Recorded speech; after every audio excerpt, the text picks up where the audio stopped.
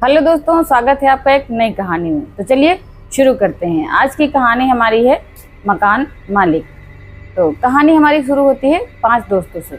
5 दोस्त जो एक ही साथ मुंबई में एडमिशन लेते हैं और उन्हें जो है एक कमरे की मकान की ज़रूरत होती है। तो उनको मुंबई में चूँकि मकान तो मिलने से रहे, मुंबई एक ऐसी नगरी है कि वहाँ पे बहुत दिक्कतें होती हैं।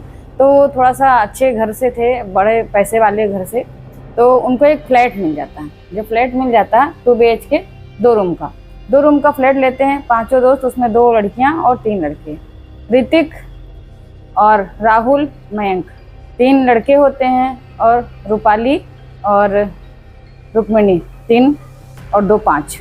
तो ये 5 लोग जब रहने जाते हैं वहाँ पे, रूपाली और रुक्मिणी एक कमरे में शिफ्ट होने की सोचते हैं, और ये जो ऋतिक, राहुल, मयंक जो होते हैं ये तीनों एक कमरे में।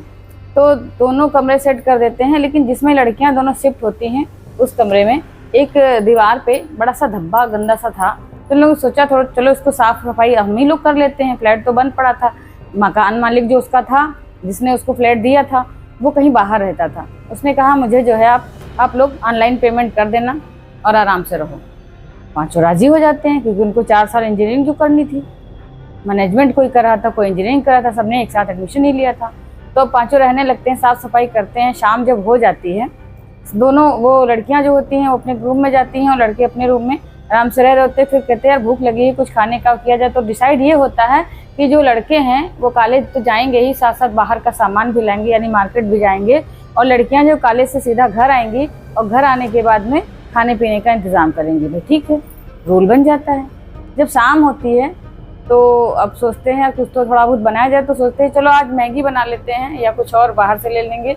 ले करके आए थे घर से जो साथ में, उसको ही खा पी के आज शाम गुजार लेते हैं, रात। तो भाई अब गैस सेट करते हैं मैगी बनाने के लिए। गैस जलाते हैं, लाइटर बार बार जला रहे हैं, उसको देख रहे हैं। जलता है बुझ जाता, जलता है बुझ जाता, वो जलता ही नहीं है। करीब आधे घंटे तक वो लोग बहुत परेशान रहते। तो रूपाली कहती है कि चलो हम अभी अपने रूम में जाते हैं, पास ही पास रूम होते, कहते रूम से दौड़ के भी माचिस ले आते हैं, उससे जलाते हैं, शायद लाइटर ना सही हो। तो मैं कहता हाँ ये ठीक रहेगा। वो जाती है, माचिस लाती, जलाती है, गैस तब भी नहीं जलती। जलती है एकदम से, फिर बुझ जाती, जलती है फिर बुझ जाती है। ऐसे 3-4 बार होता है। थक हार के वो इतना परेशान हो जाते हैं। फिर वो जा करके बाहर से, जो मयंक होता है बाहर से, जो गैस का मैकेनिक होता है, उसको लेकर के आता है। जब उसको लेकर के आता है, वो भी आधे घंटे तक माथा पच्ची उसमें करता रहता, इधर खोलता बंद करता, उधर बर्नर वगैरह चेक करता, स्विच चेक करता, सब कुछ देख लेता, लेकिन वो गैस वो भी नहीं जला पाता। फिर वो जब चला जाता है तो 5 सोचते हैं यार क्या जलेगी नहीं, गैस ही नहीं जब जलेगी तो मैगी कहाँ से बनेगी। तो वो रख देते हैं, पैकेट उठाकर डंप कर देते हैं उसमें कनस्तर में, और कहते हैं चलो आज बाहर से खाना ऑर्डर कर लेते हैं। तो खाना ऑर्डर करते, खाना आ जाता है, वो लोग खा पी के सो जाते हैं। लड़कियाँ अपने कमरे में चली जाती हैं, लड़के अपने कमरे में सोने लगते हैं। जब सोने लगते हैं, रात का करीब 1-1:30 बजा होगा, और रुक्मिणी की इतनी तेज़ी से आवाज़ आती है, बहुत तेज़ी से वो चीखती है, पानी डालो पानी डालो पानी डालो। अब ये तीनों हड़बड़ा के उठ जाते हैं, भाग के कमरे में जाते हैं। देखते क्या है, जो रूपाली है वो एक तरफ बैठी हुई है, और रुक्मिणी बहुत तेज़ी से चिल्ला रही है, लेटी लेटी चिल्ला रही है बहुत तेज़ी से, पानी डालो पानी डालो पानी डालो पानी डालो, बचाओ पानी डालो बचाओ। वो तो सो रही है और बड़बड़ा रही लेटी लेटी। फिर वो क्या करता है, मयंक क्या करता है, गिलास उठाता है, उससे जो है उसके मुचेरे पे ऐसे ऐसे करके पानी डाल देता है। जब पानी डाल देता है तो एकदम से वो हड़बड़ा के उठ जाती है और एकदम से हाँफ रही, और रूपाली जो है वो कमरे में से सिकुड़ी बैठी है, डर रही, धर धर धर, वो भी काँप रही है। अब तीनों लड़के जो है कहते हैं यार क्या हुआ क्या हुआ, कैसे तू चिल्ला रही, क्या हुआ रुक्मिणी क्या हुआ। तो रुक्मिणी कहती है भाई मेरे को बहुत डर लग रहा है। हम जो है सो रहे थे, सोते सोते इतना बुरा सपना देखा है कि इस कमरे में आग लगी पड़ी है, और उस आग में कोई जल रहा है, या मैं भी उसी आग में हूँ, और बड़ी तेज़ से जो है मेरे मुँह से यही चीख निकल रही है कि पानी डालो मुझे बचाओ। तो वो कहते हैं अरे यार सपना था, कोई ओथड़ी नहीं यार, मुझे बहुत डर लग रहा है। वो बहुत तेज़ से कहती है कि नहीं मुझे डर लग रहा, मैं यहाँ नहीं रुकूंगी। फिर क्या करते हैं, दोनों लड़कियों को अपने रूम में ले आते हैं, नीचे से ऐसे बेडशीट बिछा करके दोनों लेट जाती हैं। कहती भाई मुझे यहीं सोना है, मुझे नहीं वहाँ जाना रूम में। डर के मारे खैर वो रात बीत जाती, कोई बात नहीं। जब वो रात बीत जाती है, दूसरे दिन भी यही हाल होता है। तो अब वो भाई परेशान, अब क्या करें, दोनों ही, उधर वाले भी परेशान उधर वाले भी परेशान। अब सुबह जो है फिर वही गैस की समस्या, वो नहीं जल रही है। फिर खाना बाहर से ऑर्डर होता, फिर तीसरे दिन होता है, फिर यही समस्या। 2 दिनों से लगातार वो खाना बाहर से ला करके खा रहे हैं, नहीं गैस जल रही। तीसरे दिन क्या होता है, जो राहुल होता है उसको आ जाता है बुखार। जब उसको फीवर हो जाता है तो कहता है आप लोग चले जाओ कॉलेज, आज मैं नहीं जा पाऊंगा। जब वो ऐसे बोलता है तो सभी बच्चे चले जाते हैं, दोनों लड़के और दोनों लड़कियां चले जाते हैं, कॉलेज चले जाते हैं। वहाँ वो लोग गए हुए होते हैं, इधर 2-3 घंटे जैसे वो लेटता है मेडिसिन लेकर के लेट जाता है राहुल। जब लेट जाता है दोपहर का वही कोई 1-1:30 बजा होता है, एकदम से वो चिल्लाने लगता है। बच्चों को तो आना था 5 बजे कॉलेज खत्म करके। वो एकदम से देखता है क्या है, वहाँ से जो वो रूम होता है लड़कियों का, रूपाली और रुक्मणी का, उसमें से इतनी तेजी से आवाज आती है, बचाओ बचाओ बचाओ, पानी डालो। अरे यहाँ तो कोई है भी नहीं, रूम तो बंद है, आवाज कहाँ से आ रही। वो उसको बहुत हैरत होती है, वो क्या करता है भाग के जाता है अपने रूम से। उसको बुखार है, उसके बाद भी वो दौड़ता हुआ जाता है। वहाँ क्या देखता है, दरवाजा जैसे वो खोलता है, खिड़की बाहर से चढ़ी होती, खोल के देखता है कि अंदर आग लगी हुई है। उसमें एक औरत जो है आग के बीचों बीच में है और वो ऐसे से हाथ पैर मार रही कि बचाओ बचाओ मुझे बचाओ, ये मैं तुम्हें अपना मकान नहीं दूंगी, ये मकान मेरा है मैं नहीं दूंगी, मैं इस मकान की मालिक मैं नहीं दूंगी, ये मेरा है ये मैं नहीं दूंगी, मेरा है। अरे ये क्या है। और फिर थोड़ी देर के बाद जो है, जैसे ही वो इधर उधर देखता है कि सिवाय आग के उसको कुछ दिखाई ही नहीं देता, वो औरत चिल्ला रही है और आग लगी पड़ी है। वो इतना कस के डर जाता है, इतना तेज दहशत में आ जाता है, भाग के नीचे आता है वो सीन देख करके, और नीचे से फोन मिलाता है अपने दोस्तों को, सबको बुलाता कि भाई तुम लोग जल्दी यहाँ आ जाओ, यहाँ ये हुआ पड़ा है। भाई वो सब चारों वापस आ जाते हैं, छुट्टी लेकर के आज दिन की वापस आते हैं। तो वो वैसे ही बताता है पूरा इंसिडेंट जो उसके साथ हुआ पड़ा होता है कि मुझे ये दिखा। अब वो कहती है रुक्मणी देखा मैंने कहा था ना, मैंने कहा था कि मुझे सपने में दिखता, अब तो तूने तो रियल में देखा है। फिर वो सब जाते हैं, देखते हैं जाके दरवाजा खोलते, वहाँ कुछ भी नहीं है। तो कहता मैं तो खुली आंखों से देख रहा हूँ, कि मैं तो जाग रहा हूँ, फिर भी दिन के दिन देख रहा हूँ कि उस समय कमरे में आग लगी पड़ी है और कोई औरत जो है खूब कस के चिल्ला रही, हाथ पैर मारी, पानी डालो बचाओ, ये घर मेरा है मैं इसे नहीं दूंगी। अब वो बहुत परेशान होते कि आखिर ये क्या माजरा है। फिर चारों जाते हैं मुंबई में जो है बहुत बड़ा गणपति जी का मंदिर जो है, वहाँ पे सिद्धि विनायक जी का, वहाँ से पंडित जी से बात करते हैं, क्योंकि जो राहुल होता है उसके पापा का वहाँ से कोई ऐसा संपर्क होता है। तो फ़ोन करके पापा से कहता है पापा जो है इनको पंडित जी को बता दीजिए, तो ये हमारी बात जो है सुन लें और हमें उनसे मिलने दिया जाए। तो फिर वो पापा उनके जो है बाहर रहते हैं, वो मतलब फ़ोन करके उनको बताते हैं कि पंडित जी हमारा बच्चा आएगा, ऐसी बात है जरा देख लीजिएगा। तो पंडित जी कहते हैं ठीक है भेज दो। तो राहुल जो अपने दोस्तों के साथ देख के जाता है और पंडित जी को वहाँ से लिवा लेके आता है। जब पंडित जी को लिवा लेके आता है, जैसे ही पंडित जी वहाँ आते हैं, चारों बेचारे डरे सहमे बैठे हुए हैं, ये पंडित जी बचा लीजिए यहाँ पे बहुत दिक्कत हो रही है। वो जैसे ही घर के अंदर घुसते हैं तो कहते हैं कोई बात नहीं बच्चों परेशान मत हो, ऐसा कुछ नहीं है, बस एक आत्मा है यहाँ पे। आत्मा सुन करके भाई चारों के थरथराने लगते हैं। और राहुल तो साथ में ही होता पंडित जी के, वो तो पूरा दहशत से भीगा हुआ है, पूरा ऊपर से नीचे से पसीना से एकदम तरबतर। कहता पंडित जी आप ये क्या कह रहे हैं, हमने तो किसी औरत को देखा, आत्मा कैसे हो सकती है। नहीं वही है।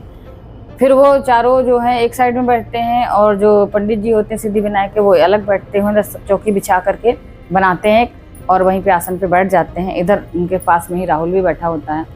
पंडित जी अपनी मंत्रोच्चारण क्रिया शुरू करते हैं चौकी के पास, और सभी बच्चे जो हैं पांचों वो जहाँ लड़के जिस कमरे में थे उसमें रहते हैं और वो कमरा बंद रहता है।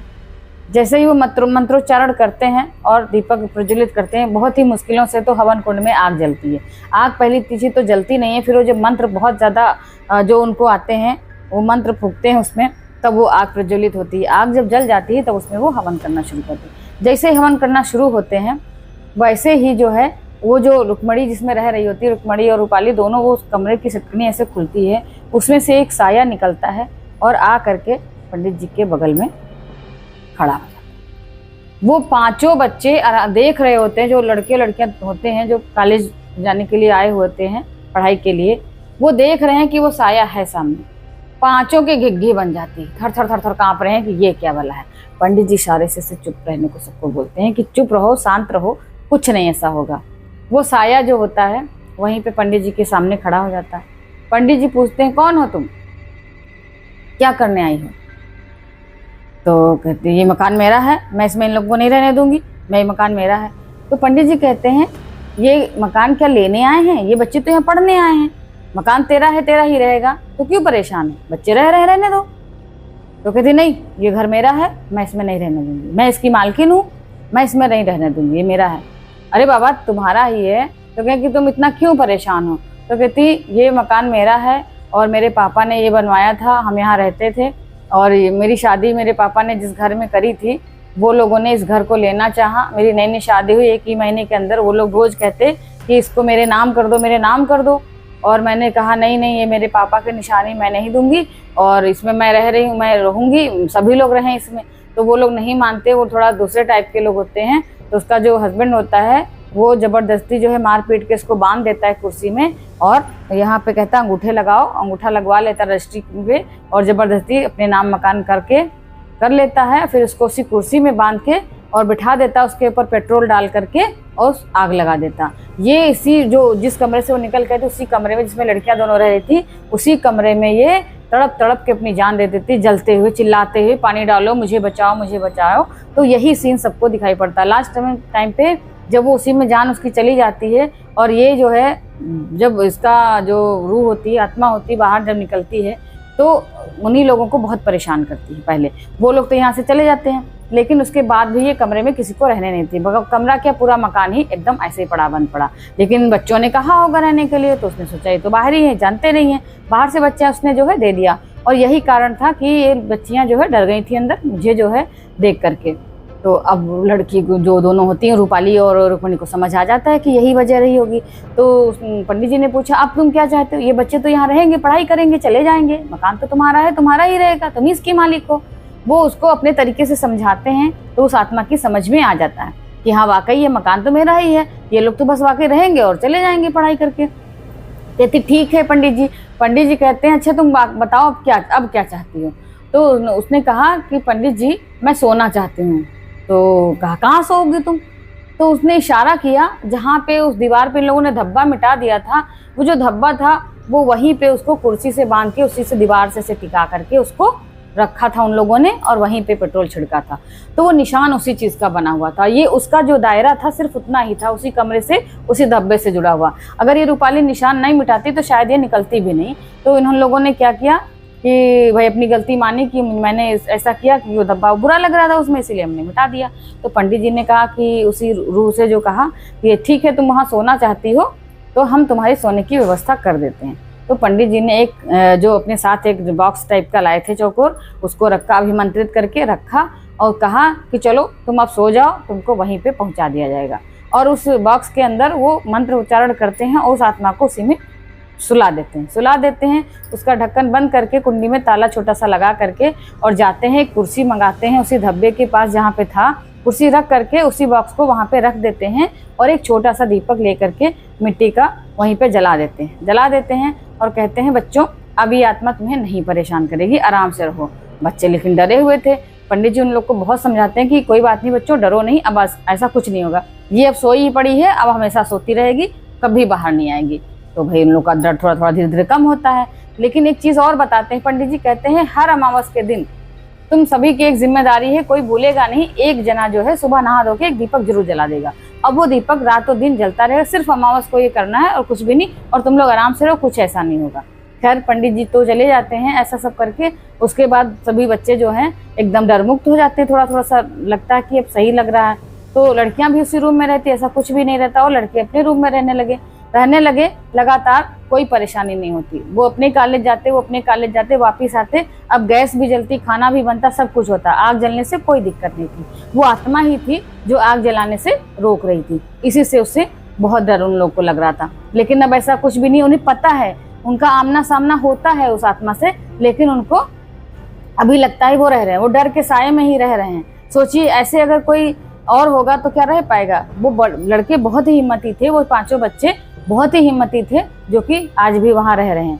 अभी 2 साल हो चुका है, 2 साल अभी और बाकी है पढ़ाई का, लेकिन उसमें से 4 बच्चे तो लगातार रह रहे हैं। एक बच्चे का कोर्स कंप्लीट नहीं है, उसके घर में कुछ परेशानी आ गई थी तो वो अपने घर चला गया था, लेकिन चारों आज भी वहीं पे रह रहे हैं। तो ये थी आज की कहानी। मिलते हैं कल एक नई कहानी के साथ।